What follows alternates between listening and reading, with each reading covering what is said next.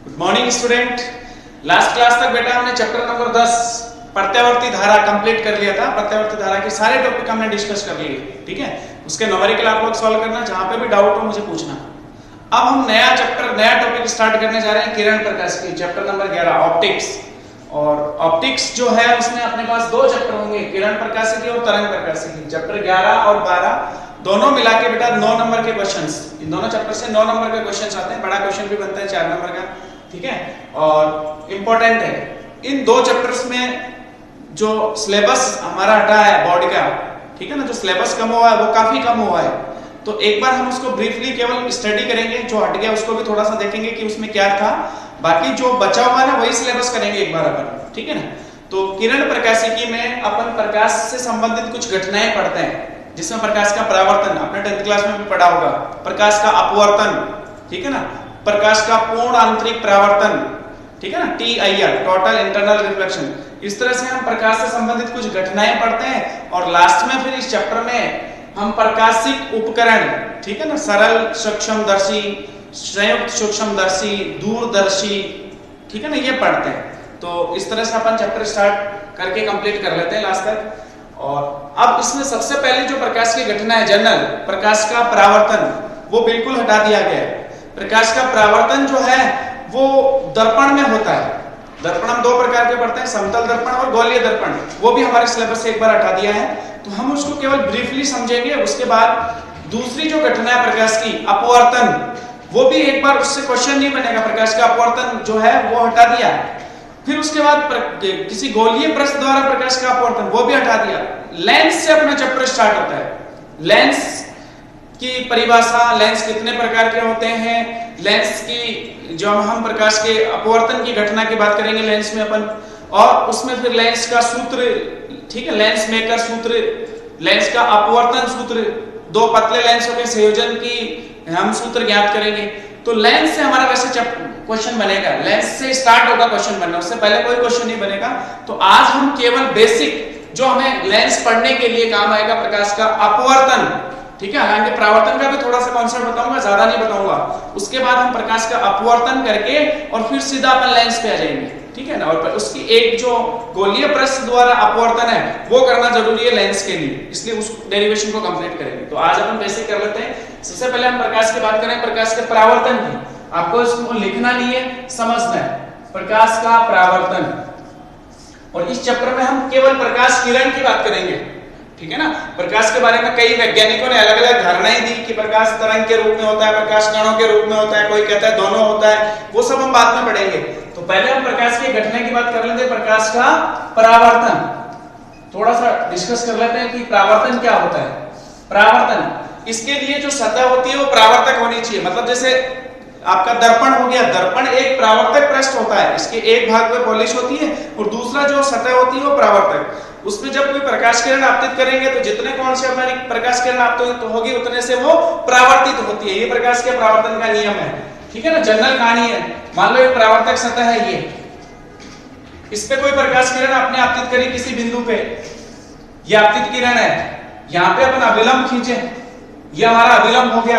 अभिलंब व आपतित किरण के मध्य का कोण आपतन कोण, जितने कोण से प्रकाश किरण आपतित होगी उतने से निर्गत होगी, उतने से परावर्तित होगी, उसी माध्यम में लौट जाती है R। इस कंडीशन में I बराबर R होता है, कोण I बराबर कोण R। प्रकाश के परावर्तन का नियम क्या कहता है, आपतित किरण जितने कोण से आपतित होगी, अभिलंब व आपतित किरण के मध्य का कोण आपतन कोण, और अभिलंब हुआ है परावर्तित किरण के मध्य का कोण परावर्तन कोण, I बराबर R होता है। ये प्रकाश के परावर्तन का नियम है, ये परावर्तन का नियम होता है। आपतित किरण, अभिलंब, परावर्तित किरण तीनों एक ही तल में होते हैं, तीनों एक ही तल में होते हैं। तो थोड़ा सा ये नॉलेज होना चाहिए।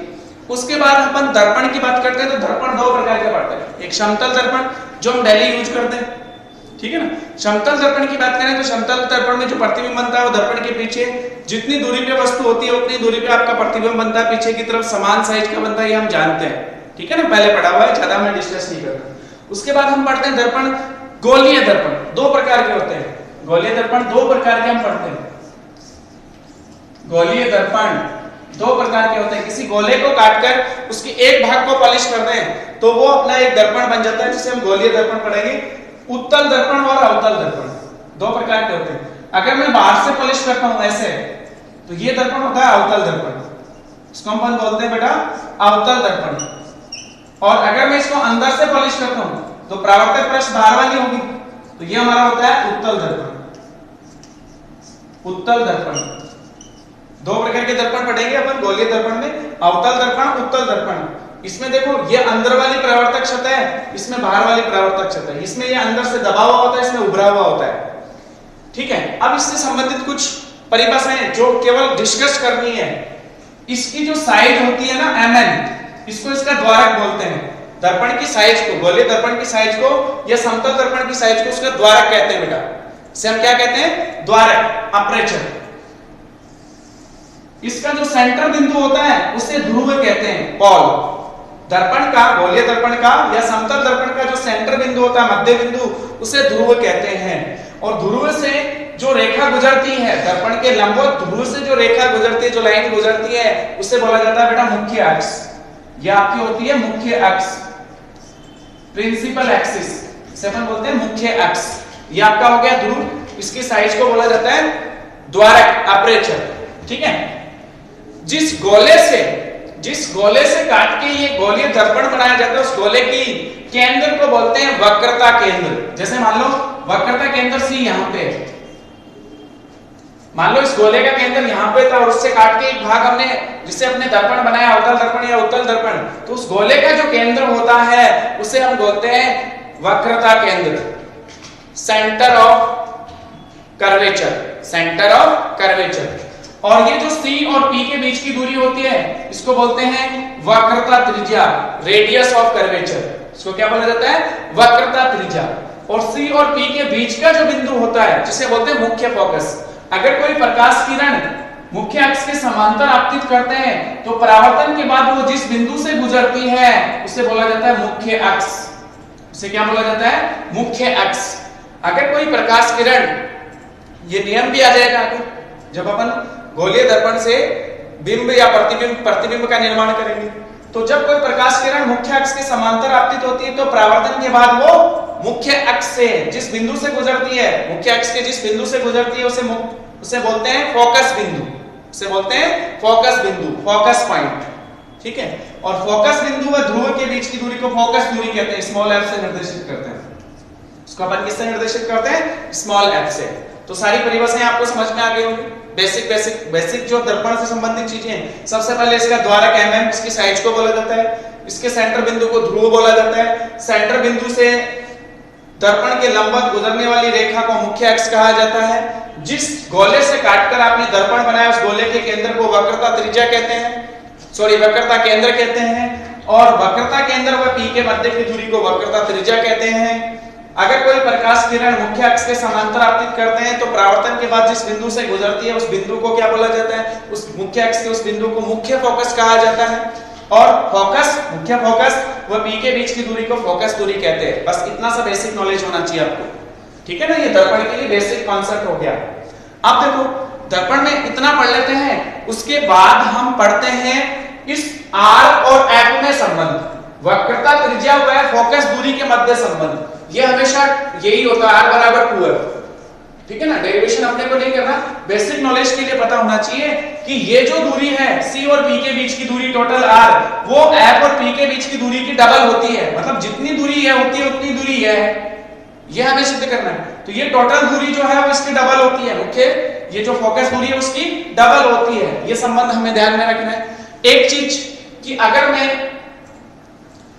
दर्पण समीकरण की बात करूं, चाहे मैं उत्तल दर्पण की बात करूं चाहे अवतल दर्पण की बात करूं, तो दर्पण समीकरण हमेशा लिखी जाती है 1/u प्लस 1/v बराबर 1/r, 1/f, 1/u plus 1/v बराबर 1/f। ये दर्पण समीकरण होती है। u जो है वो वस्तु और दर्पण के बीच की दूरी होती है, v प्रतिबिंब व दर्पण के बीच की दूरी, और f आपकी फोकस दूरी होती है। f आपकी क्या होती है बेटा? फोकस दूरी। ठीक है, तो ये चीज भी आपको ध्यान में रखनी है। वैसे इसका डेरिवेशन है बट अभी कोर्स में हटा दिया इसलिए हम सॉल्व नहीं करेंगे। ठीक है, तो ये चीजें अपने को पता है। अब अपन कुछ नियम पढ़ेंगे कि गोलीय दर्पण या अवतल दर्पण या उत्तल दर्पण से प्रतिबिंब के निर्माण के लिए कुछ नियम पढ़े जाते हैं, कुछ नियम होते हैं, उनके बारे में भी हम थोड़ा सा डिस्कस कर लेते हैं।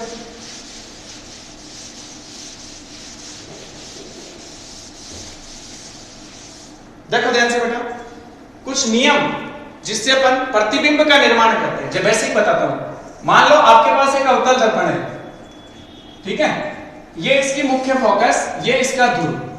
पहला नियम, यदि कोई प्रकाश किरण मुख्य अक्ष के समांतर आपतित होती है तो वो हमेशा फोकस से परावर्तित होगी, फोकस बिंदु से परावर्तित होगी। पहला नियम, अगर कोई प्रकाश किरण मुख्य अक्ष पर आपतित होती है तो वो हमेशा फोकस से परावर्तित होगी, या फोकस पे आपतित होती है तो परावर्तन के बाद वो मुख्य अक्ष के समांतर हो जाती है। इसी में अगर अपन बात करें कि कोई प्रकाश किरण फोकस पे आपतित करें अपने, ठीक है ना, कोई प्रकाश किरण अगर अपन फोकस पे आपतित करते हैं, मान लो ये फोकस है इसका अवतल दर्पण का, तो फोकस पे आपतित करिए आपने ऐसे, तो परावर्तन के बाद वो प्रकाश किरण मुख्य अक्ष के समांतर हो जाती है। दो नियम, पहला नियम समांतर आपतित करी फोकस से परावर्तित हुई, दूसरा नियम फोकस पे आपतित करी मुख्य अक्ष के समांतर हो गई। तीसरा नियम, यदि कोई प्रकाश किरण सी से आपतित की जाती है, प्रकाश किरण कहां से आपतित कर रहे हैं अपन, सी से, वक्रता केंद्र से, मान लो इसका वक्रता केंद्र सी यहां है, एफ यहां है, अगर कोई प्रकाश किरण अपन सी पे आपतित करते हैं तो परावर्तन के बाद वो उसी मार्ग से वापस लौट जाती है, मतलब सी पे आपतित करेंगे तो सी से ही परावर्तित होगी, ये ध्यान में रखना है। सी पे आपतित करेंगे तो सी से ही क्या होगी बेटा, परावर्तित होती है। तीसरा नियम। और चौथा नियम बहुत सिंपल, अगर हम पी पे आपतित करते हैं कोई प्रकाश किरण, कहां पे आपतित करते हैं, पी पे, कोई प्रकाश किरण अगर पी पे आपतित करते हैं तो जितने कोण से आपतित करेंगे उतने कोण से क्या हो जाएगी, परावर्तित। आई बराबर आर। यदि कोई प्रकाश किरण पी पे आपतित करते हैं, पोल पे, ध्रुव पे, तो जितने कोण से आपतित होगी उतने से परावर्तित हो जाएगी। ये चार नियम आपको ध्यान रखने। उसके बाद आप किसी भी कंडीशन में प्रतिबिंब का निर्माण कर सकते हो, ठीक है ना। थोड़ा सा कॉन्सेप्ट बता देता हूँ एक आधे के लिए, बाकी तो आपको पता ही होगा। जैसे देखो, प्रतिबिंब का निर्माण आप देखते हैं ना दर्पण के लिए, तो अवतल दर्पण उत्तल दर्पण दोनों के लिए देखते हैं। और आपने 10th क्लास में जब बनाया था तो अवतल दर्पण के लिए 6 स्थितियां देखी थी हमने, और उत्तल दर्पण के लिए 2 स्थितियां थी। जैसे हम प्रतिबिंब का निर्माण करें अवतल दर्पण के लिए, पेंसिल से बनाना होता है डायग्राम, ये P है, ठीक है। मान लो कोई प्रकाश किरण, आपकी वस्तु जो है ना वो अनंत पे है, वस्तु अनंत पे, तो अनंत से हमारी प्रकाश किरणें आपतित करी हमने ऐसे, तो परावर्तन के बाद क्या होनी चाहिए, फोकस से परावर्तित होनी चाहिए दोनों। ये रहा फोकस। पहला कंडीशन, जब कोई प्रकाश किरण अनंत से, या मैं बोलूं आपकी वस्तु अनंत पे है, वस्तु कहां पे है, अनंत पे, वस्तु जब अनंत पे होती है तो जब अनंत से प्रकाश किरणें हमने मुख्य अक्ष के समांतर आपतित करी तो परावर्तन के बाद वो कहां से जानी चाहिए, फोकस से। तो प्रतिबिंब कहां बना, फोकस पे। क्या ये वास्तविक है, वास्तविक प्रतिबिंब बनता है, उल्टा है, किस साइज का है, बिंदु आकार का है, छोटा बनता है वस्तु से, वस्तु अनंत पे, अनंत अपने को दिखता नहीं है, बिंदु आकार, और कहां पर बना, फोकस पर, एफ पर बनता है। 4 चीजें लिखनी है कि उसकी स्थिति कैसी, वास्तविक है कि आभासी है, सीधा बनता है कि उल्टा बनता है, किस साइज का बनेगा और कहां पर बनेगा, ये 4 चीजें हमें लिखनी होती है। तो चारों चीज आपको क्लियर होगी। वास्तविक प्रतिबिंब बन रहा है दर्पण के इस तरफ बिंदु साइज का, उल्टा बनेगा प्रतिबिंब, बिंदु आकार का होगा, ठीक है ना, पॉइंट साइज का, और एप पर बन रहा है, ये चीज क्लियर होगी। दूसरा, अगर वस्तु अपनी जो है वो अनंत और सी के बीच में हो, दूसरी कंडीशन में वस्तु अनंत व सी के बीच में हो, तो ध्यान से देखो बेटा इस कंडीशन में प्रतिबिंब कहां बनता है। मान लो आपके पास एक अवतल दर्पण है, ये आपका P, मैंने यहां C ले लिया और यहां P ले, F ले लिया, वो साइज के हिसाब से लेना होता है, ठीक है। वस्तु जो है वो अनंत व C के बीच में, मान लो मैंने यहां लिखी AB, वस्तु AB जो है वो अनंत और C ये रहा, C के इस तरफ अनंत हो गया तो उसके बीच में कहीं रखी है। अब जो प्रकाश किरण होती है वो वस्तु के हमेशा टॉप से निकलेगी, ये ध्यान रखना कि मैंने मान लो कोई प्रकाश किरण मुख्य अक्ष के समांतर आपतित करी तो फोकस से परावर्तित होगी, पक्का। कहां से परावर्तित होगी बेटा, फोकस से। समांतर आपतित करी तो फोकस से परावर्तित होगी। अगर कोई प्रकाश किरण मैं एफ पे आपतित करूंगा तो वो मुख्य अक्ष के समांतर हो जाएगी। ले लो साहब, कहां पे आपतित करिए आपने, एफ पे, तो परावर्तन के बाद जो है वो मुख्य अक्ष के समांतर हो जाएगी। ये लो, प्रतिबिंब बनाने के लिए 2 किरणें जरूरी है, ज्यादा आप कितनी भी लो। पहली किरण यहाँ के वस्तु के टॉप से हमने समांतर आपतित करी मुख्य अक्ष के, तो परावर्तित होके फोकस से गई। दूसरी प्रकाश किरण एफ पे आपतित करी तो वो मुख्य अक्ष के समांतर हो गई। दोनों कहां काट रही हैं एक दूसरे को, वहीं प्रतिबिंब बना ए डैश बी डैश। वास्तविक है, उल्टा है, छोटा है वस्तु से, ठीक है ना, ये प्रतिबिंब इससे छोटा है और सी और एफ के बीच में बना। कहां पे बना? सी और एफ के बीच में। इस तरह से प्रतिबिंब बनाते जाएंगे। देखो जब वस्तु सी पे आ जाएगी तो प्रतिबिंब सी पे ही बनेगा। ये दूसरी स्थिति थी। तीसरी स्थिति की बात करें अपन, तो तीसरी स्थिति में जब वस्तु को अपन सी पे रखेंगे तो प्रतिबिंब सी पे ही बनता है। ठीक है, बना के देख लेना आप चाहो। वास्तविक होगा, उल्टा होगा, समान आकार का होगा। वस्तु जितने आकार की होगी उतना ही प्रतिबिंब होगा। और कहां बनेगा? सी पर बनेगा। फिर अगर वस्तु सी और एफ के बीच में आएगी तो प्रतिबिंब जो है ना वो सी और अनंत के बीच में बनेगा। इस बार प्रतिबिंब बड़ा होगा, वास्तविक होगा, उल्टा होगा, वो वस्तु से बड़ा, और कहां बनेगा? सी और अनंत के बीच में। जब वस्तु आपकी एफ पर आ जाएगी तो प्रतिबिंब अनंत पे बनेगा। देखो जब हमने पहली कंडीशन में अनंत पे थी वस्तु तो प्रतिबिंब एफ पे बना था। जब वस्तु एफ पे होगी तो प्रतिबिंब अनंत पे बनेगा। वास्तविक होगा, उल्टा होगा, बहुत बड़ा होगा और अनंत पर बनेगा। लास्ट कंडीशन, ठीक है ना, मैंने बीच वाली बताई नहीं है। लास्ट कंडीशन में जब वस्तु एफ व पी के बीच में होगी, ये इंपॉर्टेंट, ये आपको ध्यान में रखनी। 5 स्थितियों में प्रतिबिंब जो है ना वो वास्तविक उल्टा होता है। छठी स्थिति में जब वस्तु आपकी एफ और पी के बीच में हो, उस स्थिति में प्रतिबिंब देखो कैसे बनता है, कहां बनता है, चेक करते हैं। ये मुख्य अक्ष, ये आपका पी, मैंने ये एफ ले लिया और इधर आपने सी ले लिया। वस्तु एफ और पी के बीच में है, ये ए बी, इसको ए बी से निर्देशित करते हैं वस्तु को। मुख्य अक्ष के समांतर आपतित करें तो परावर्तित होके फोकस से जाएगी। एक प्रकाश किरण हमने पी पे आपतित कर दी। जितने कोण से आपतित करेंगे उतने कोण से परावर्तित होनी चाहिए। उतने कोण से क्या होनी चाहिए? परावर्तित होनी चाहिए। ये कोण और ये कोण बराबर होने चाहिए। अब ये आगे तो कभी नहीं मिलेंगे, ऐसे जा रही है प्रकाश किरण, इनका आभासी प्रतिबिंब बनेगा। पीछे बढ़ाओ,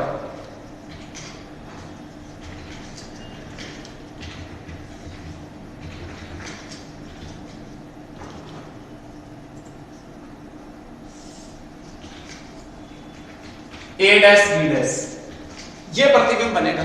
इसे बोलते हैं आभासी प्रतिबिंब। वास्तविक नहीं है, आभासी है, सीधा है, वस्तु से बड़ा है और कहां बन रहा है? दर्पण के पीछे। 4 चीजें आपको लिखनी होती है उसमें। सबसे पहली वास्तविक है कि आभासी? भाई आभासी है, दर्पण के पीछे बन रहा है, पहला। दूसरा सीधा है, जिधर वस्तु है उधर ही प्रतिबिंब बना है, सीधा है। वस्तु से छोटा है कि बड़ा है? बड़ा है। और कहां बना? दर्पण के पीछे। ये छठी स्थिति थी। ये आपकी कौन सी स्थिति थी? छठी। इसी तरह से अपन उत्तल दर्पण के लिए बनाते हैं, ठीक है ना। तो ये अपने क्वेश्चन नहीं आएगा, बट बेसिक नॉलेज के लिए आपको ये पता होना चाहिए कि जब अपन उत्तल दर्पण की बात करते हैं तो 2 स्थितियां बनती है उसमें। एक वस्तु अनंत पे हो और दूसरी वस्तु दर्पण के सामने हो। तो जब अनंत वाली कंडीशन की बात करें, जैसे मान लो ये मैंने एक उत्तल दर्पण ले लिया, अंदर पॉलिश कर दी, ये आपकी परावर्तक सतह है, ये आपका पी। जब वस्तु अनंत पे होती है तो अनंत से प्रकाश किरणें ऐसे आपतित करते हैं, परावर्तित होंगे, उसी माध्यम में वापस लौटेंगी।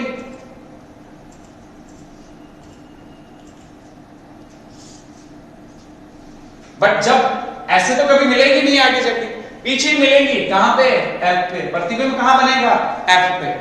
जब वस्तु अनंत पे होती है उत्तल दर्पण वाली स्थिति में तो प्रतिबिंब कहां पे बना? एफ पर। कैसे देखा हमने कि जब हमने समांतर आपतित करी तो परावर्तित होके उसी माध्यम में लौटी, बढ़ जाती। इनको पीछे बढ़ाते तो एफ पे मिलती है, दोनों नियम था। और जहां दोनों काटती है वहां प्रतिबिंब बनता है। कैसा है प्रतिबिंब? आभासी। आभासी है, सीधा प्रतिबिंब है, बिंदु आकार का है और एफ पर बना। आभासी, सीधा, बिंदु आकार का और एफ पर बना। अगली स्थिति में अगर मैं वस्तु को दर्पण के सामने रखूं, वस्तु कहां पे हो? दर्पण के सामने। और दर्पण कौन सा आपका? उत्तल दर्पण। दर्पण कौन सा है? उत्तल दर्पण। ये बिंदु पी। जब मैंने प्रकाश वस्तु को दर्पण के सामने रखा, मान लो यहां रख दी, एक प्रकाश किरण समांतर आपतित करी, कहां से जाएगी? उसी माध्यम में वापस लौटेगी। बट अगर इसको पीछे बढ़ाता हूं तो फोकस पे मिलती हुई प्रतीत होगी। एक प्रकाश किरण P पे आपतित करी, जितने कोण से आपतित करी उतने कोण से परावर्तित, पीछे बढ़ाओ, यहां मिली, ये बना प्रतिबिंब A डैश B डैश, ये P, ये A भी आपकी वस्तु कहां बना, F और P के बीच में कहीं। कैसा है, आभासी सीधा और वस्तु से छोटा, आभासी सीधा छोटा, वह F और P के बीच बनेगा। दो स्थितियां ही होती है प्रतिबिंब की। दर्पण का ऑलमोस्ट पार्ट हमने कंप्लीट कर लिया। एक होती है इसकी आवर्धन क्षमता, स्मॉल m, वस्तु प्रतिबिंब की ऊंचाई बटा वस्तु की ऊंचाई, ठीक है ना, वो ज्यादा काम नहीं आएगी, इसलिए हम उसको ज्यादा डिस्कस नहीं करेंगे, अपन लेंस में पढ़ लेंगे वो चीज, ठीक है। तो इस तरह से हमने दर्पण वाला सारा कॉन्सेप्ट क्लियर कर लिया, ठीक है ना। जो दर्पण से संबंधित टॉपिक था या दर्पण से जो संबंधित हमें चीजें पढ़नी थी, हालांकि कोर्स में नहीं है, बट बेसिक के लिए हमें पता होना चाहिए, जब आगे इसकी जरूरत पड़े तो हमें इसके प्रतिबिंब, ठीक है ना, दर्पण सूत्र, F और R में संबंध, छोटी छोटी परिभाषाएं, वो सारी हमारी क्लियर होगी, उनमें किसी में कोई दिक्कत नहीं है। अब हम प्रकाश की जो दूसरी घटना की बात करते हैं वो है प्रकाश का अपवर्तन। प्रकाश का अपवर्तन, थोड़ा सा उसको भी डिस्कस कर लेते हैं, बाकी फिर नेक्स्ट क्लास में डिस्कस करेंगे, ठीक है ना। नेक्स्ट क्लास में अपन लेंस पे आ जाएंगे। अब दूसरी जो घटना है प्रकाश की वो है प्रकाश का अपवर्तन। प्रकाश का अपवर्तन, रिफ्रैक्शन ऑफ लाइट। प्रकाश का अपवर्तन, रिफ्रैक्शन ऑफ लाइट। देखो इसमें क्या होता है कि सतह अपवर्तक सतह होती है, जैसे पानी हो गया, कांच हो गया, ट्रांसपेरेंट जैसे अपना लेंस हो गया, ठीक है ना। ये जो सतह होती है उनको अपवर्तक सतह बोलते हैं और इनमें प्रकाश के अपवर्तन की घटना होती है, ठीक है ना। दो प्रकार के माध्यम की बात करते हैं अपन, विरल माध्यम और सघन माध्यम। जैसे पानी और हवा में बात करें, हवा विरल माध्यम हुआ, पानी सघन माध्यम हुआ। पानी विरल माध्यम इसलिए हुआ क्योंकि इसके कण दूर, सॉरी हवा इसलिए हुआ विरल माध्यम क्योंकि इसके कण दूर दूर होते हैं, और पानी के जो कण है वो पास पास बंधे होते हैं, बहुत पास पास होते हैं, इसलिए वो सघन माध्यम है।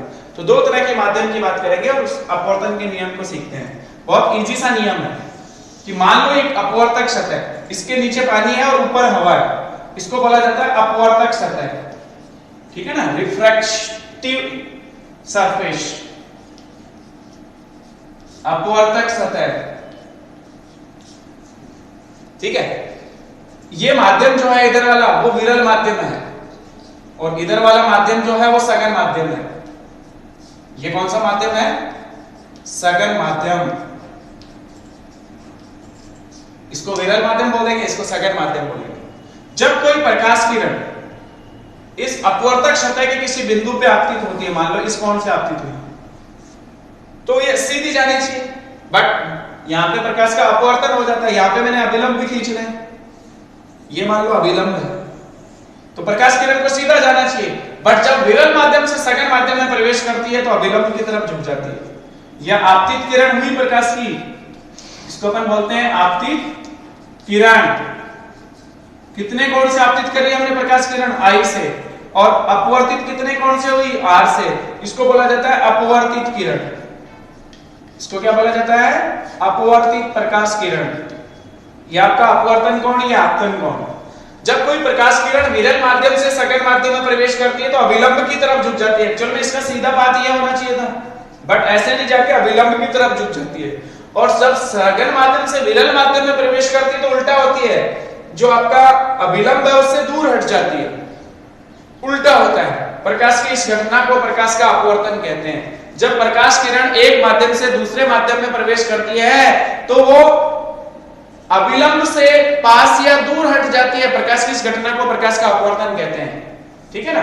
या अपन ऐसे बोलेंगे जब प्रकाश किरण एक माध्यम से दूसरे माध्यम में प्रवेश करती है तो वो अपने पथ से विचलित हो जाती है, प्रकाश की इस घटना को प्रकाश का अपवर्तन कहते हैं। सिंपल डेफिनेशन लिखनी नहीं है अभी भी, ठीक है ना, ये भी क्वेश्चन नहीं आएगा कोर्स में, अभी हटाया हुआ इसलिए टेंशन नहीं है। चलो हमें ये भी पता चल गया कि जब एक माध्यम से दूसरे माध्यम में प्रवेश करेगी तो अपने पथ से हट जाती है या पथ से विचलित हो जाती है, प्रकाश की इस घटना को अपवर्तन कहते हैं। जब विरल से सघन में प्रवेश करती है तो माध्यम इसकी तरफ झुकेगी, और जब सघन से विरल में प्रवेश करेगी तो अभिलंब से दूर हटेगी, ऐसे जाएगी, ठीक है ना। वो भी अपन करके देख लेते हैं कि मान लो उल्टा है, ये माध्यम सघन है, सघन माध्यम, और नीचे हमारा है विरल माध्यम। कोई प्रकाश किरण हमने किसी बिंदु पे आपतित करी, सपोज यहां पे आपतित करी, आई कौन से अभिलंब व आपतित किरण के मध्य का कोण आपतन कोण। एक्चुअल में इसको जाना तो ऐसे चाहिए था, बट विरल सघन से विरल में प्रवेश करी तो अभिलंब से दूर हट जाएगी, ऐसे जाएगी, ये वाला कोण। इस स्थिति में r का मान बढ़ जाता है, r का मान i से बड़ा होता है। यहाँ पे r is greater than i और यहाँ पे i is greater than r, यहाँ पे i is greater than r। विरल से सघन में i का मान r से बड़ा होगा और सघन से विरल में r का मान i से बड़ा होगा। जब कोई प्रकाश किरण सघन माध्यम से विरल माध्यम में प्रवेश करती है तो वो अभिलंब से दूर हट जाती है प्रकाश की। इस घटना को भी अपन अपवर्तन ही बोलते हैं। ये सब किसके कारण हो रहा है? प्रकाश के अपवर्तन के कारण। ठीक है, तो ये चीज आपको समझ में आ गई, आसान है, ठीक है ना, लिखेंगे नहीं, समझ लेते हैं। चलो हम बात करेंगे अपवर्तनांक, एक छोटा सा टॉपिक डिस्कस करें अपन, अपवर्तनांक, ठीक है, और वो भी क्लियर कर लेते हैं कि अपवर्तनांक क्या होता है माध्यम का। एक छोटी सी डेफिनेशन लिख लेते हैं, ठीक है ना, काम आएगा ये आगे। माध्यम का अपवर्तनांक, माध्यम का अपवर्तनांक, माध्यम का अपवर्तनांक, जिसको म्यू से या एन से डिनोट किया हुआ कितना, म्यू से डिनोट कर लेते हैं या। तो प्रकाश का निर्वात में वेग व प्रकाश के माध्यम के में वेग के अनुपात को प्रकाश का अपवर्तन, माध्यम का अपवर्तनांक कहते हैं, ठीक है ना। प्रकाश का, किसी प्रकाश किरण का या प्रकाश का निर्वात में वेग, निर्वात में वेग c व माध्यम में वेग, उसको v से निर्देशित कर लेते हैं, के अनुपात को, के अनुपात को माध्यम का अपवर्तनांक कहते हैं, माध्यम का अपवर्तनांक कहते हैं।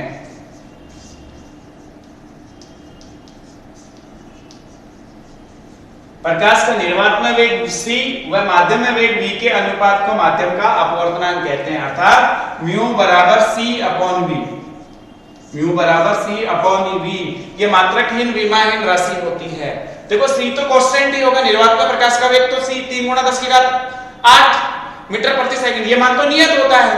बट अगर दो अलग अलग माध्यम की बात करी जाए, c कांस्टेंट तो म्यू व्युत्क्रमानुपाती v, अगर दो अलग अलग माध्यम की, जैसे एक माध्यम आपका विरल माध्यम है, दूसरा सघन माध्यम है, और उसमें फिर अपन अपवर्तनांक की बात करें कि विरल माध्यम का अपवर्तनांक μ1, प्रकाश का वेग v1, सघन माध्यम का अपवर्तनांक μ2, प्रकाश का वेग v2, तो μ2 अपॉन μ1, μ2 बटा μ1 का फॉर्मूला होगा v1 बटा,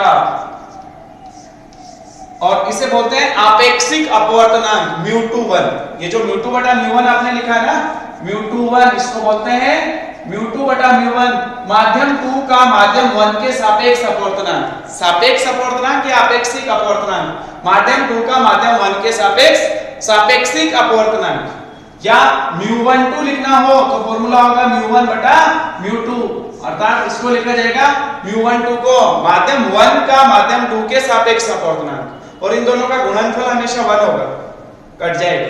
μ12 = μ21, सॉरी μ12 * μ21 हमेशा 1 होगा, अर्थात ये एक दूसरे के व्युत्क्रमानुपाती होंगे।